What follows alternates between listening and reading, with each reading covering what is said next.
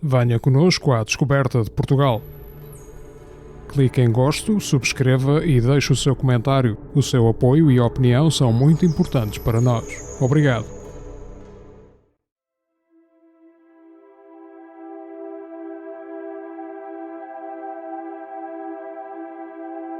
A cidade de Chaves situa-se no norte de Portugal, na sub-região do Alto Tâmega, fazendo fronteira com a região espanhola da Galiza. A presença humana nesta área remonta ao Paleolítico. Os vários castros existentes no concelho são testemunhos da época proto-histórica, nestas terras que seriam conquistadas pelos romanos no século II a.C., altura em que nasceu a cidade que se viria a chamar Aquae Flaviae.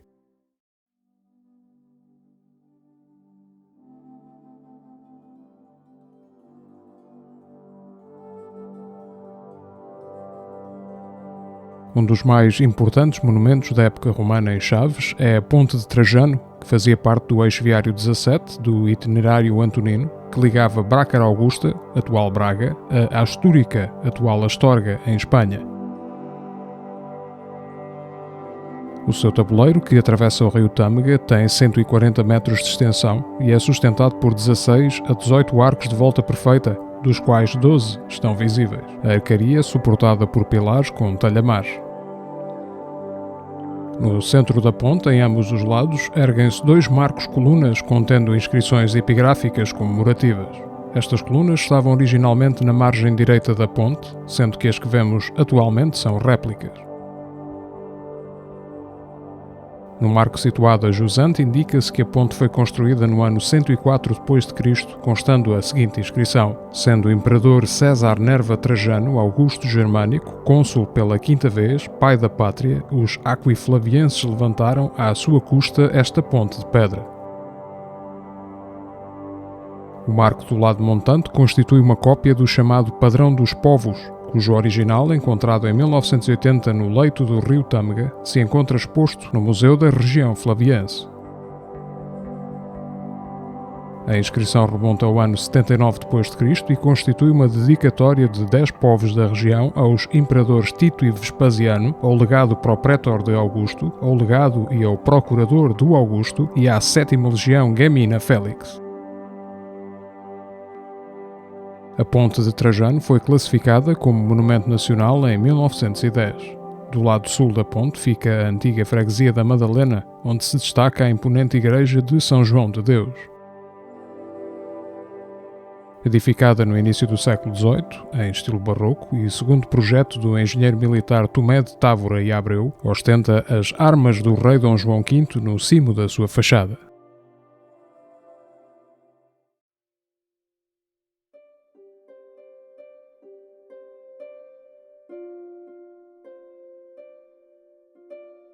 A pouco mais de 100 metros da Ponte de Trajano encontra-se o Museu das Termas Romanas de Chaves. Trata-se de um dos maiores e mais bem preservados complexos termais romanos em toda a Europa. As termas da Aquae Flaviae tinham uma vasta área de captação de águas minero-medicinais, sendo as nascentes situadas numa cota de cerca de 3 metros abaixo do nível das ruas da cidade. Este era um complexo termal do tipo terapêutico, apresentando um formato e função bastante diferentes do das termas higiênicas que existiam em todas as cidades romanas. Foi procurado por milhares de doentes que pretendiam recuperar de traumatismos, problemas digestivos e afecções respiratórias. A primeira fase de construção remonta ao século I, altura da qual resta apenas um hipocausto, uma sala, alguns pavimentos e vestígios de um muro. Foi entre os séculos II e III que aqui ocorreu uma grande obra de renovação e ampliação. A entrada fazia-se através de uma escadaria no lado sudeste que dava acesso à palestra, pátio aberto com cerca de 40 metros de comprimento e com pavimento em opus signinum, uma argamassa feita a partir de telha moída. Este espaço movimentado tinha à sua esquerda um longo corredor porticado, coberto por uma abóbada suportada por colunas toscanas com 10 metros de altura. A meio deste corredor existia uma porta de acesso à Sala 2. A Sala 2 era um espaço abobadado com 15 metros de comprimento por 10 metros de largura, que servia para as pessoas se despirem e guardarem a sua roupa antes de avançarem para as piscinas.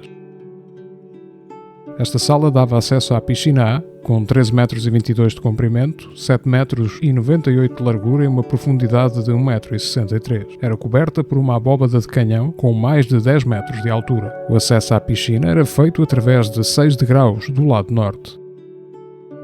Os banhistas que procurassem água mais quente e imersão total do corpo podiam aceder à piscina C, que era mais pequena, 2,90 metros por 2,41 metros, e funda, sendo a água conduzida até aqui a partir de um canal independente. Uma porta do lado oeste levava os banhistas até à piscina B, a maior do complexo termal, com 13,98 metros de comprimento por 9 metros de largura e uma profundidade de 2,05 metros.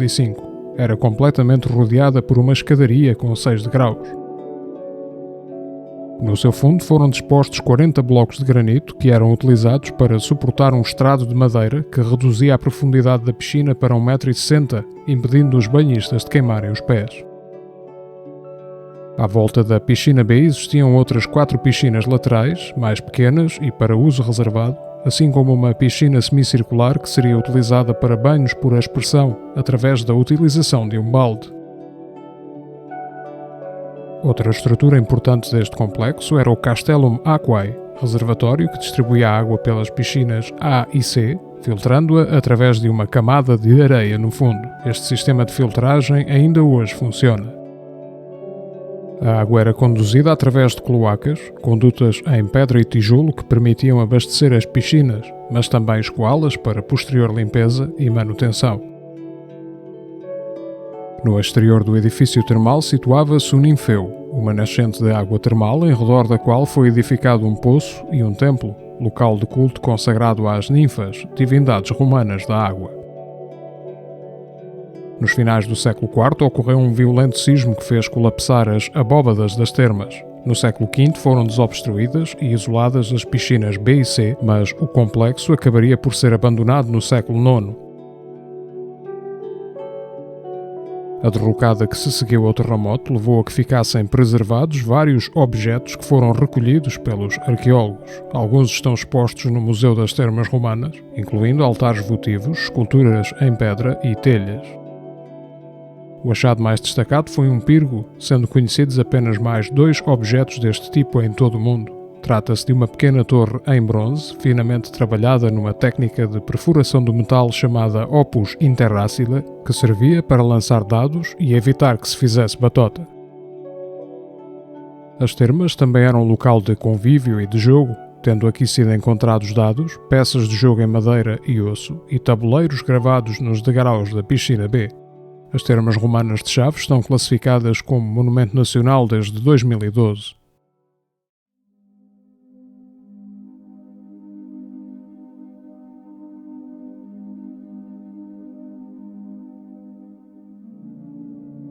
O Castelo de Chaves implanta-se no coração do centro histórico da cidade, a 368 metros de altitude. Da estrutura medieval original resta-nos apenas a torre de homenagem e uma parte da muralha. A torre de homenagem, totalmente construída em silharia de granito, tem planta quadrangular, com 12 metros de lado, impondo-se na silhueta da cidade com os seus 28 metros de altura.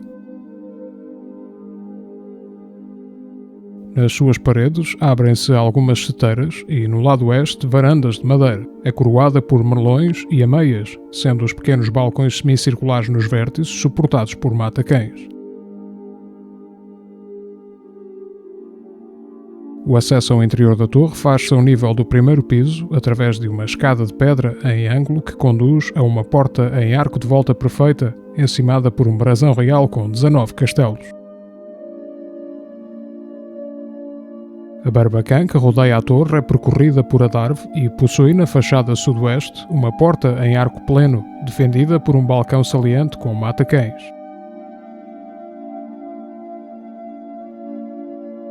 Este conjunto está hoje envolvido por um jardim artístico, delimitado pelas muralhas seiscentistas. A construção do primitivo Castelo de Chaves é atribuída ao conde Odoário no século IX. Entre os séculos IX e XII, a povoação passou para domínio muçulmano em 3 ocasiões, sendo definitivamente conquistada em 1160 pelos irmãos Garcia e Rui Lopes, cavaleiros de Dom Afonso Henriques, que os recompensou com os domínios de Chaves e seu castelo. Em 1212, Afonso IX de Leão e Castela invadiu este território e conquistou Chaves, cuja posse só foi devolvida a Portugal em 1231, na sequência de negociações entre o rei Dom Sancho II e Dom Fernando II de Leão e Castela.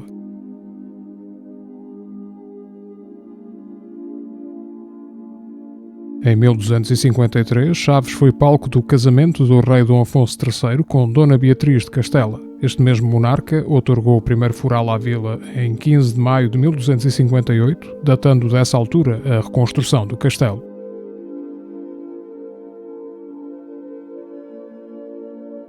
O rei Dom Dinis deu prosseguimento às obras iniciadas pelo seu antecessor, concluindo a torre de homenagem e a cerca da vila. Nos silhares da torre ainda podem ser vistas as marcas de canteiro neles gravadas pelos pedreiros medievais que os talharam.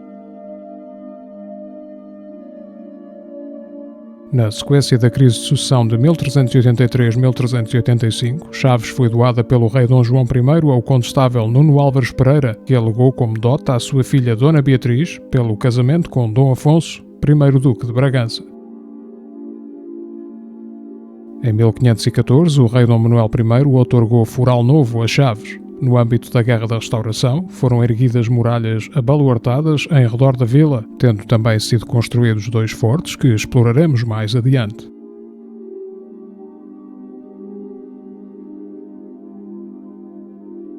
Destas muralhas seiscentistas preservam-se algumas cortinas, nomeadamente as do baluarte do castelo, que envolvem a torre de homenagem e que, na sua escarpa interior, foram transformadas em jardim. Na esquina entre a Rua do Sol e a Rua 25 de Abril, a sudeste da torre de homenagem, ainda é possível ver-se outro troço dessas muralhas do século XVII que integravam o baluarte da Amoreira.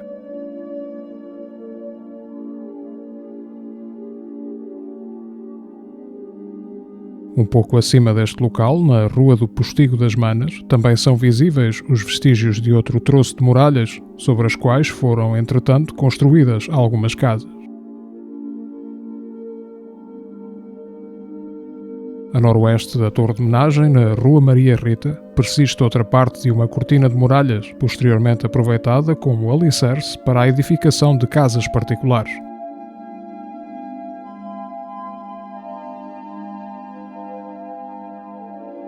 Na atualidade, a torre de homenagem do Castelo de Chaves alberga um museu militar, onde podem ser vistas peças originais e réplicas que percorrem a história bélica nacional desde a Idade Média até o século XX.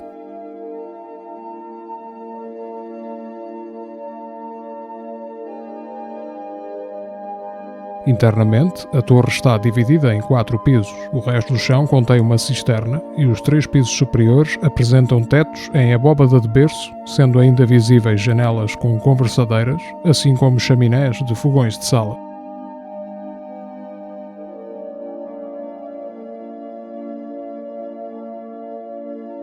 No topo da torre podem ver-se alguns matacães abertos no chão, que serviam para proteger a torre em caso de ataque, largando pedras ou vertendo líquidos quentes.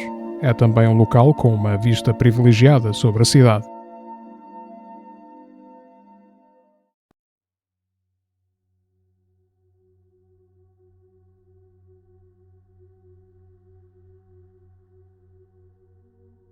A Praça de Camões, situada atrás da Torre do Castelo, é o centro nevrálgico da cidade de Chaves desde há séculos. Aqui se concentram vários monumentos de elevado interesse histórico e artístico. Anteriormente, este espaço era conhecido como Praça Principal ou da Guarda Principal. Em documentos do início do século XVIII, esta praça surgia com a designação de Toural das Olhas. Essa denominação indica que seria, em tempos, local de realização de feiras de gado, mas também de venda de cântaros de barro utilizados para o transporte de líquidos, que eram conhecidos como olhas, termo que ainda hoje é utilizado na vizinha Galiza.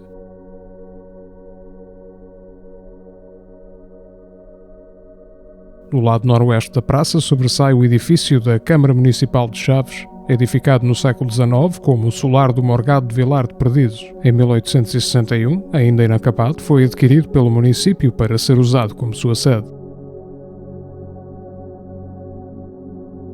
Junto à Câmara fica a pequena Capela de Nossa Senhora de Loreto, popularmente conhecida como Capela da Santa Cabeça. Foi construída no final do século XVII, em estilo maneirista.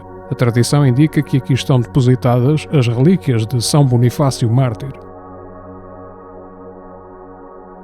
Logo em frente fica o antigo Paço dos Duques de Bragança, edificado originalmente no século XV e profundamente alterado no século XVIII para receber o quartel da Guarda Principal e a prisão militar. Desde 1978 passou a albergar o Museu da Região Flaviense. Aqui estão expostas várias peças arqueológicas que vão da pré-história até à época romana. Incluem vestígios cerâmicos, assim como esculturas em pedra, tais como esta estátua-estela de granito. Criada na Idade do Bronze há cerca de 3.000 anos, é antropomórfica e representa vestuário em estola, armada com um punhal e decorada com um colar. Aqui encontra-se também a enigmática Vênus de Vidago, de perfil pré-histórico, mas encontrada em contexto romano, dificultando a sua datação e contextualização.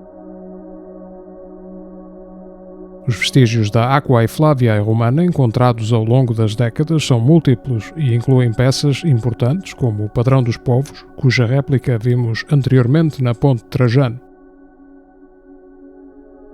Igualmente deste período podem ver-se aras epigrafadas, incluindo duas que identificam Júpiter Ótimo e Máximo como patrono deste município, assim como uma ampla coleção de marcos miliários. Também datada da época romana, sobressai uma fálera em bronze, peça ornamental utilizada pelos soldados romanos, na sua armadura ou no seu cavalo, tendo 4 aros nos cantos por onde passavam as correias de sujeição. Ao lado do antigo Paço dos Duques de Bragança fica a Igreja da Misericórdia, notável edifício do século XVII que marca a Praça de Camões com a sua depurada arquitetura de estilo barroco. A fachada principal está organizada em 2 andares e 3 secções, marcadas por pilastras laterais com moldura e capitel. Frontalmente existem 8 colunas salomónicas sobrepostas com capiteis compósitos. No piso inferior existe uma galilé com 3 vãos de arco pleno e no superior 3 janelas de sacada que abrem para um balcão com balaustradas de madeira. No topo, a fachada é coroada por um frontão com a escultura da Mater Omnium. A Galilé possui 3 portais de moldura reta que dão acesso ao interior da igreja, que é de nave única, com um pavimento em madeira e com as paredes totalmente revestidas com painéis de azulejos azuis e brancos. É coberta com um teto em madeira do tipo gamela, com pinturas polícromas, representando ao centro a visita da Virgem à sua prima Santa Isabel. As pinturas foram executadas em 1743 pelo pintor Jerónimo da Rocha Braga, conforme indicado em cartelas presentes no teto. Do lado da epístola existe um púlpito com balaustrada em madeira, decorado com pinturas vegetalistas polícromas e douradas, suportado sobre uma base granítica quadrangular e moldurada.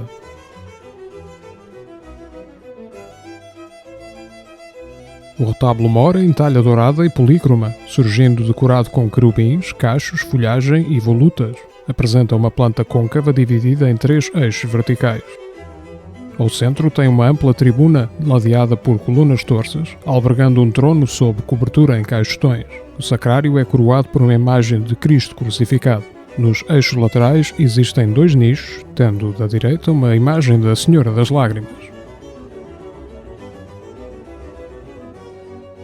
Os azulejos que cobrem integralmente as paredes da nave foram criados no século XVIII, sendo atribuídos à oficina de Oliveira Bernardes. Estão divididos em 22 painéis, separados por consolas volutadas, acantos, cartelas e querubins.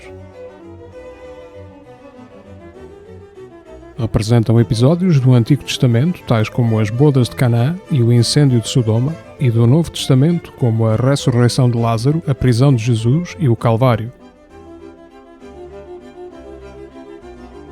O coro alto da igreja, suportado sobre a Galilé, tem pavimento em soalho e balaustrada talhada em granito, sob a qual surgem mais 3 painéis de azulejos retratando episódios bíblicos.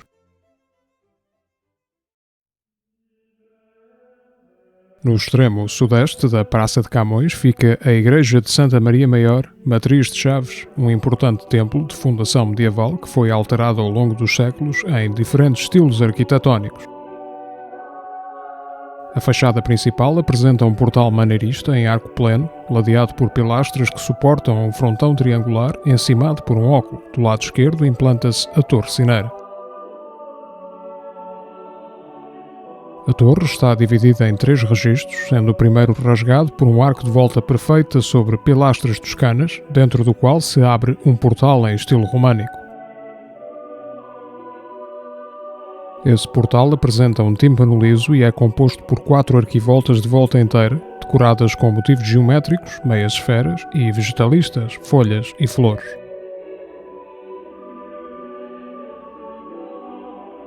As arquivoltas estão assentes num total de 4 colunelos, 2 de cada lado, com capiteis ornamentados com estilizações vegetais, encimados por mísulas com decorações onduladas. O segundo registro da torre tem frestas estreitas nas fachadas.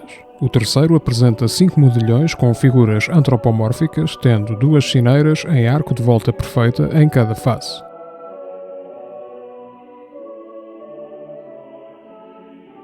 É percorrido, a toda a volta, por um friso boleado. No lado virado a oeste surge um baixo relevo representando Cristo em majestade. O remate da torre é em cornija, assenta em modilhões colocados nos cunhais e coberto por um coruchão em telha. Na fachada da igreja voltada a norte, encontra-se um portal lateral renascentista, em arco pleno e enquadrado por pilastras assentes em plintos de faces almofadadas e com fustes decorados com brutescos. No topo surgem 2 medalhões com representações dos bustos de São Pedro e São Paulo, encimados por um friso com decoração vegetalista e zoomórfica. O conjunto é sobrepujado por um frontão triangular com pináculos. No exterior deste lado do templo sobressai também o lanternim que encima a cúpula de uma das suas capelas laterais e que a ilumina através de 8 janelas abertas no seu tambor. A fachada posterior da igreja é reforçada por 2 contrafortes nos cunhais e tem ao centro um nicho em arco de volta perfeita com decoração boleada, albergando uma imagem de Santa Maria Maior. Esta parede exterior da capela-mor termina num friso com cornija e 2 gárgulas, apresentando a inscrição "A las malas lenguas estas figas", ladeada pela representação de 2 mãos, fazendo o gesto da figa, associado à proteção contra maus agouros. O interior da igreja está dividido em 3 naves escalonadas, sendo a central mais alta. Do lado da epístola tem um batistério, protegido por grade de ferro, com uma pia octogonal de granito decorada com elementos vegetalistas. As naves estão repartidas em 5 tramos separados por arcos plenos. A cobertura é em teto de madeira. Ao longo das paredes laterais abrem-se 6 capelas, em arco pleno, que contêm retábulos de talha polícroma a cinza, azul e dourado.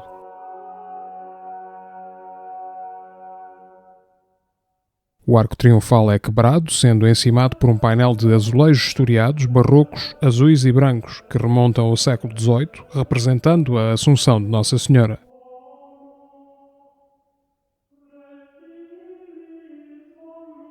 A capela-mor apresenta um retábulo de talha em marmoreados fingidos e dourado, sendo coberta por uma bela abóbada estrelada com combados ao centro. A meia altura existe um friso com inscrição alusiva à construção desta capela, terminada em 1561.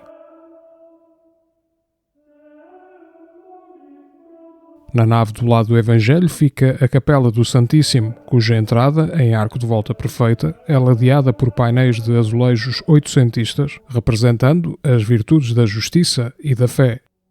Esta capela é coberta por uma cúpula de pendentes com lanternim, que vimos anteriormente pelo exterior, tendo uma teia em pau preto com inscrições em metal. Contém ainda um retábulo setecentista em talha polícroma. Terá sido nesta igreja que foram sepultados os cavaleiros Rui e Garcia Lopes, que conquistaram definitivamente Chaves aos muçulmanos em 1160, recebendo-a depois em doação por parte de Dom Afonso Henriques. Merece ainda destaque o órgão tardo-barroco, em talha polícroma verde, vermelha e dourada, assente em 2 mísulas e profusamente decorado com elementos antropomórficos e vegetalistas. Esta igreja está classificada desde 1997 como imóvel de interesse público. A norte da Igreja Matriz abre-se a Praça da República, em cujo centro se pode ver o Pelourinho de Chaves. Na verdade, trata-se de uma memória do original, que remontava a 1515 e foi desmontado no século XIX durante o nivelamento da praça. O monumento que vemos corresponde a uma reconstituição feita no século XX, recorrendo a elementos de diversas origens. Está classificado como imóvel de interesse público desde 1933. Seria nesta área que se ergueria o centro cívico da Aquae Flaviae, com o seu fórum e capitólio. A partir daqui partiria a Decumana, que corresponderia à atual Rua Direita, que era uma via orientada no sentido este-oeste nas povoações romanas. Percorrer as ruas do centro histórico de Chaves é partir ao encontro de uma longa história bimilenar, onde existem surpresas e pontos de interesse ao virar de cada esquina. Depois das invasões dos denominados povos bárbaros, nomeadamente os suevos, a colonização romana terminou. No século V, as guerras internas entre Remismundo e Formário, que disputavam o trono suevo, culminaram na destruição quase total da cidade. Desse conflito resultou também a prisão de Idácio, bispo de Aquae Flaviae e figura notável do seu tempo, autor de uma pioneira crónica onde descreveu a queda da sociedade romana e a ascensão do reino suevo na Península Ibérica. Suceder-se-ia o domínio visigodo até ao século VIII, altura em que as invasões muçulmanas lhe puseram termo. Os atritos que se seguiram entre muçulmanos e cristãos estenderam-se até ao século XII. Dessa época permanecem vestígios culturais que permearam o folclore de toda a região transmontana, expressos através de lendas e tradições míticas criadas em redor de mouras encantadas e tesouros ocultos. A riqueza desse património imaterial, que subsistiu através da tradição oral, mescla as enigmáticas estruturas da pré-história, como os dólmenes e os castros, com histórias de princesas islâmicas e guerreiros cristãos, num emaranhado que manteve o passado vivo na memória do povo.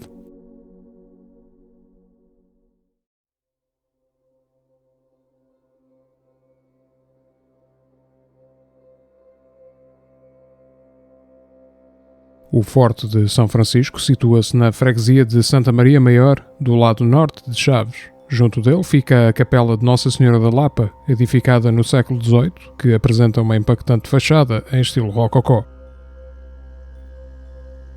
O forte fazia parte das Defesas de Chaves, um conjunto fortificado que está classificado como Monumento Nacional desde 1938. A sua planta é em forma de estrela regular, com 4 baluartes situados nos ângulos de um retângulo. A sua fachada está voltada para sul, apresentando ao meio um portal em arco pleno, sobre o qual surgem as armas de Portugal. Existe mais um portal na muralha voltada a oeste. A sua construção ocorreu entre 1644 e 1647, por ordem do governador de armas Dom João de Sousa da Silveira, no chamado Alto da Pedisqueira, local onde já existia um convento franciscano. O convento de Nossa Senhora do Rosário, nome pelo qual também é conhecido o forte, foi edificado entre 1635 e 1637. A sua igreja apresenta uma estrutura maneirista com planta retangular e nave única. A sua entrada é antecedida por um nártex que, do lado esquerdo, dá acesso à Capela de São João Batista, em cujo centro surge uma pia de água benta, coberta por uma abóbada de berço com pinturas murais. O interior da igreja possui paredes rabocadas e pintadas de branco, sendo que na parede do lado da epístola podem ver-se algumas tábuas de madeira pintadas que pertenceriam ao antigo teto.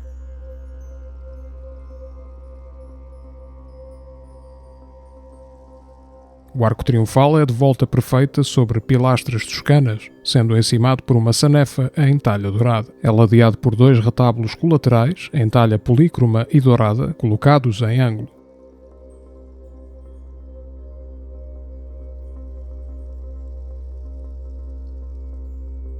A capela-mor é iluminada por 2 janelas, encimadas por sanefas de talha multicolor, e possui um retábulo-mor de planta côncava e em talha polícroma rosa, azul e dourada.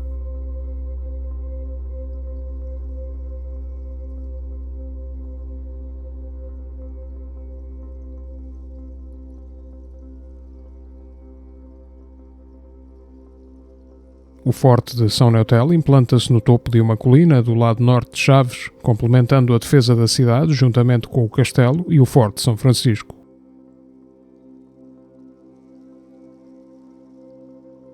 A sua construção ocorreu entre 1664 e 1668, no contexto da Guerra da Restauração, por ordem do general Francisco Freire de Andrade e Sousa, que era então governador militar da província de Trás-os-Montes.